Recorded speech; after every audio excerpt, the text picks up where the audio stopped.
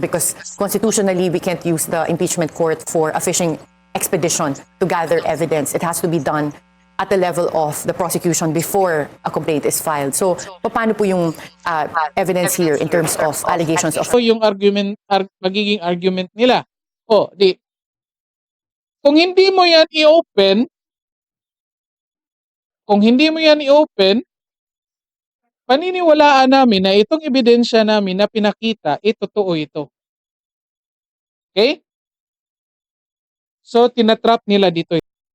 Okay, magandang araw po sa inyong lahat and welcome ulit dito sa ating YouTube Tabunin PH channel mga kababayan. And nandito na po tayo para sa ating panibagong reaction video ngayon. Okay? And ito mga kababayan, kailangan natin ito pag-usapan kasi may nahuli tayo na itong mga congressman prosecutors mga kababayan dito sa impeachment trial ni Vice President Sara Duterte may gagamiting technique mga kababayan na ginagamit ng mga scammers. Ito yung phishing technique mga kababayan at ito huling-huli mga kababayan itong mga kongresista na ito. Kalain nyo, congressman ito, mga kongresista ito, mambabatas. And yet, numero 1 gumagamit ng illegal na technique mga kababayan. Phishing. Ano yung phishing? Yung PHISHING mga kababayan. Ito yung usually or common na ginagamit ng mga scammers para makapagkuha ng mga confidential information mga kababayan. Probably, isa na kayo sa mga naging biktima or posibleng naging biktima ng mga scammers na ito. Yung halimbawa, may nagpapanggap na empleyado ng bangko, nagtitext, nagtatawag sa inyo, nagbibigay ng promo, yung mga offers, then naghihingi ng information sa inyo. Okay? Phishing technique po ang tawag dyan. At ito gagamitin ng mga kongresistang ito dito sa impeachment trial, mga kababayan. At ito, kailangan nating pag-usapan kasi para tayong maordinaryong Pilipino, mga kababayan, maintindihan natin at mabantayan natin ito. At the same time, malaman natin kung anong mga posibleng epekto nito sa trial against kay Vice President Sara Duterte, mga kababayan. Ito. Play, isa na natin. Ito, may balita tayo galing sa Billionaire News Channel mga kababayan. And then, bago natin umpisahan mga kababayan, i-like and share ng video natin and then paki-subscribe na rin po sa channel natin. Okay? Ito, umpisahan na natin. To disclose assets. How did this come about? Were you able to have access to bank accounts? The SALN, of course, is publicly available, but how were you able to reconcile undisclosed assets?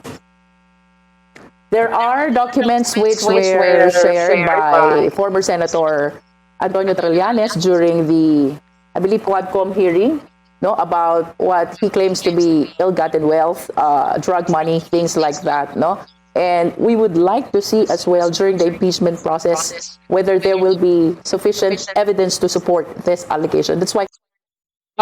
Tandaan yung mga kababayan kanino galing yung allegation? Galing kay Sunny Trillanes mga kababayan. Of course, kilala natin kung sino si Sunny Trillanes mga kababayan. Comment kayo dito kung naniniwala pa rin kayo dito kay Sunny Trillanes mga kababayan. Mag-comment kayo dyan. Sabihin nyo, ako sir, or ako po, naniniwala pa rin ako dito kay Sunny Trillanes. Comment kayo dyan.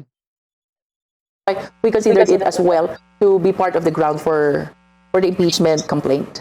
And Congressman Jinky, I would just like to have a follow-up question on that because when we say that we'd like to see during this impeachment whether there are sufficient grounds to support this specific allegation, isn't that something that should be dealt with prior to the filing of the impeachment complaint?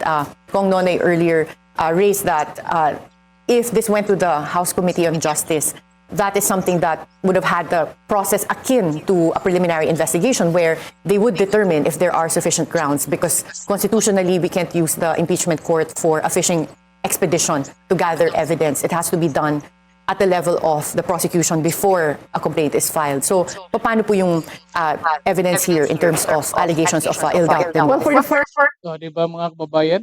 Tingnan niyo mga kababayan ha. Oh, ito kasing nag-i-interview mga kababayan, abogado din ito. Abogado din yan ang nag-i-interview. Unfortunately, ito mga kababayan, aside sa tanong niya, kung napansin niyo si Congressman Luistro, naku, well, nagtatanong itong abogada na ito mga kababayan, at the same time, tinuturuan din niya itong si Congressman Luistro. Kung napapansin niyo pag ganon si Congressman Luistro. Ito dalawa nakikita ko dito mga kababayan. Comment kayo dito kung anong sa tingin niyo ha. Oh, first, it's either hindi alam ito ni Congressman Luistro, unfortunately, kahit abogada siya, yan kaya nga, unfortunately, abogada ka, hindi mo alam na bawal yan. Pangalawa, alam mo yan pero nagtanga-tangahan ka lang para lang ma-file mo yung impeachment case na mayroong ganitong grounds mga kababayan. Kalain nyo yan? Oh, di ba? Kasi nga ito sabi ni nag-interview ni Attorney Karen mga kababayan na you cannot use the impeachment court for a fishing expedition. Kasi mga kababayan, alam natin yan lahat na hindi ka pwede na during the trial, yan yung time na mangangalap ka pa ng ebidensya. Kasi ang normal na ginagawa dyan mga kababayan, halimbawa magpa-file ka ng kaso, may reklamo ka sa isang tao, punta ka doon sa prosecutor, ito magpa-file ka ng kaso, and then maghahanap kayo ng ebidensya, i-evaluate yung kaso, maghanap kayo ng ebidensya, and then titignan yung prosecutor kung may chance ba ng conviction mga kababayan. Kasi kung walang chance yan ng conviction, hindi yan ipa-file doon sa korte kasi kapag ma-dismiss yan, wala ka ng pag-asa na ipa-file yan ulit, the same case mga kababayan. Kaya doon pa lang sa prosecution o sa prosecutor level pa lang mga kababayan, katulad ng impeachment trial, sila yung prosecutor, dapat inimbestigahan nyo na yan, nagkaroon na kayo ng clear na evidences mga kababayan.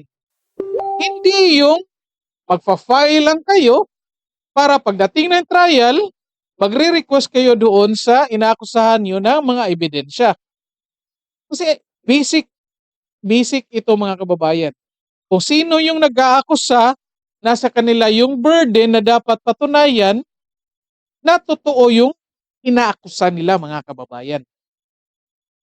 Katulad nito, sinasabi natin, may gumagamit itong mga kongresista ng technique na ginagamit ng mga scammers. Ito yung ebidensya natin na pinipresenta. Kasi tayo, inakusahan natin sila. Kaya ito yung ebidensya natin.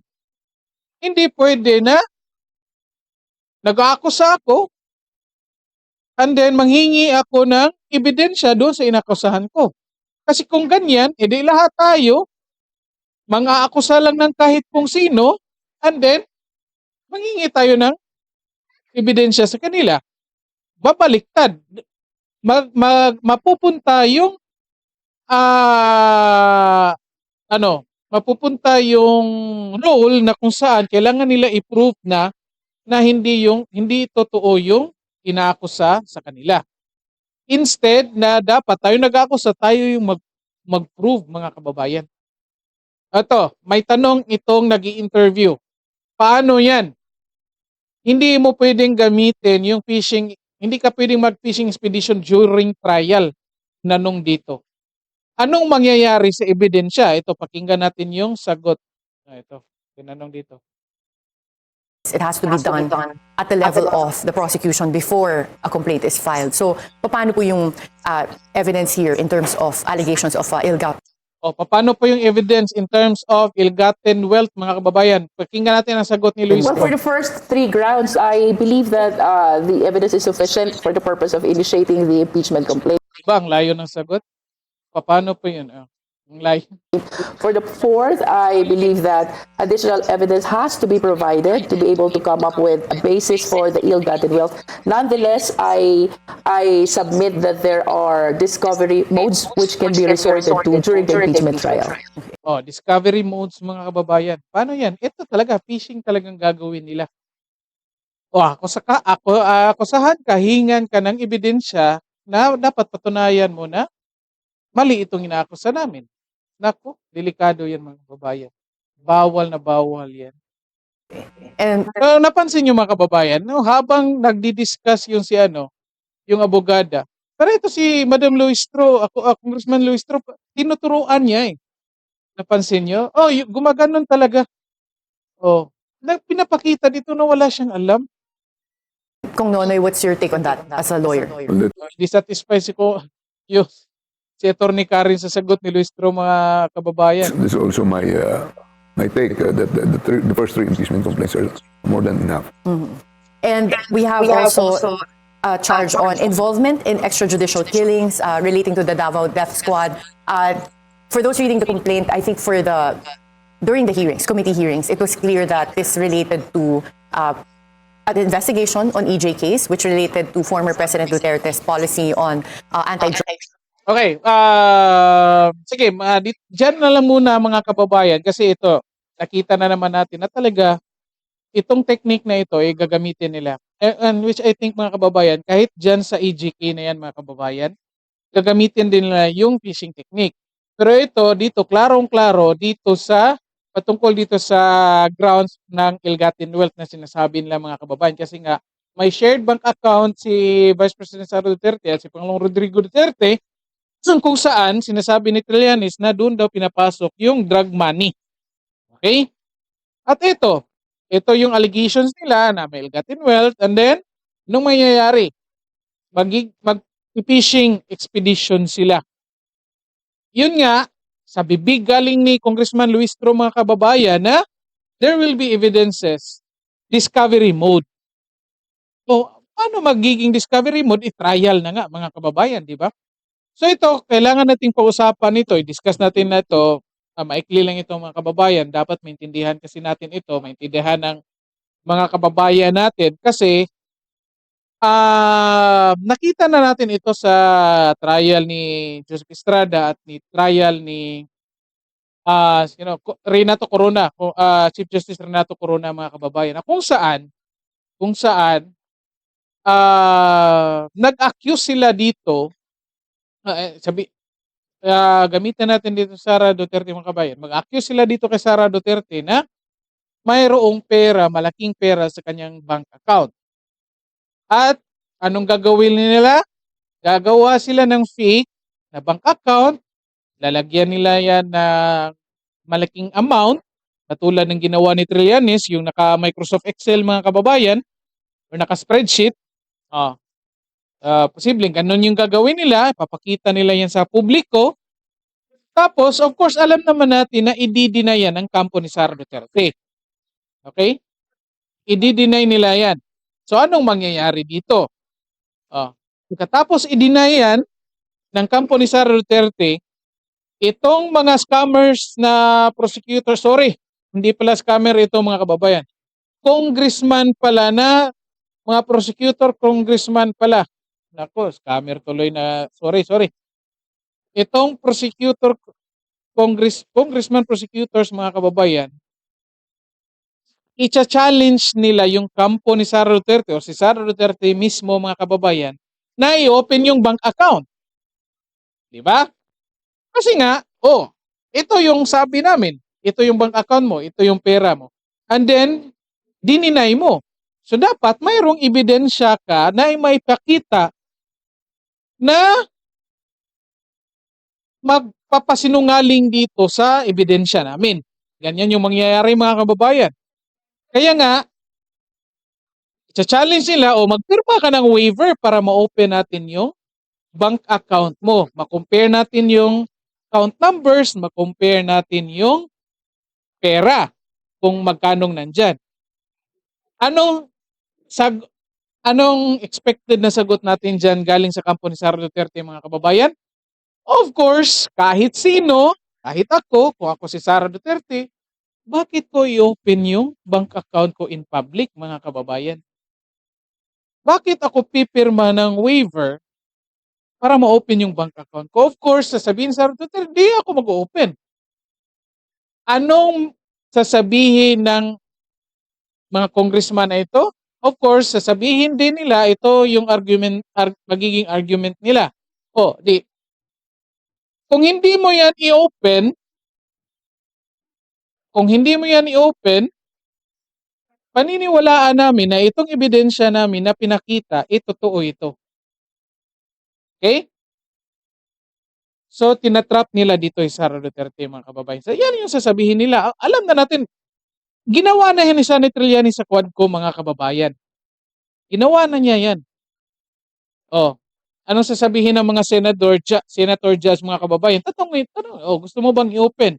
And then, most likely, yung ibang senator dyan, lalo na mga kaalyado ng Marcos administration, iisipin nila, kung hindi ka mag-open ng bank account, di, sasabihin namin na may tinatago ka. And then, yung mga tao, ordinaryong Pilipino, lalo na mga supporters ni Sara Duterte at lahat ng galit kay Sara Duterte, mga kababayan, iisipin din nila na may tinatago si Sara Duterte kasi nga hindi siya willing i-open yung bank account. Okay? Ganyan yung mangyayari. Correct me if I'm wrong, mga kababayan. Ito, projection ko lang ito, mga kababayan. Yet, kasi ginagamit nila ito. Kaya, pinag-usapan natin ito, kailangan natin itong bantayan para maintindihan natin ito, mga kababayan. Okay? Bakit kailangan natin maintindihan? Para handa tayong explain sa mga kaibigan natin kung ano ang goal dito, mga kababayan.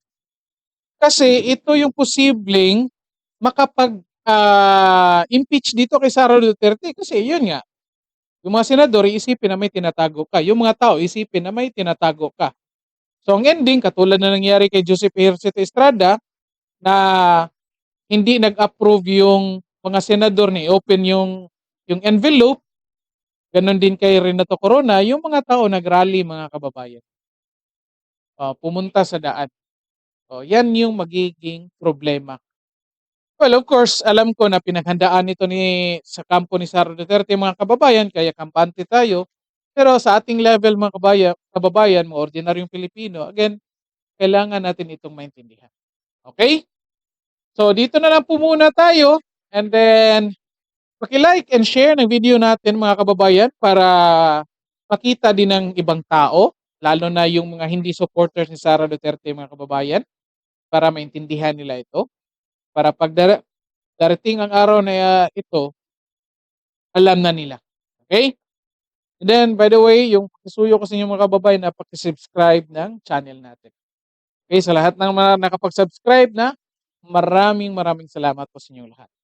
Okay, so dito na lang po muna tayo. Magandang araw sa inyong lahat.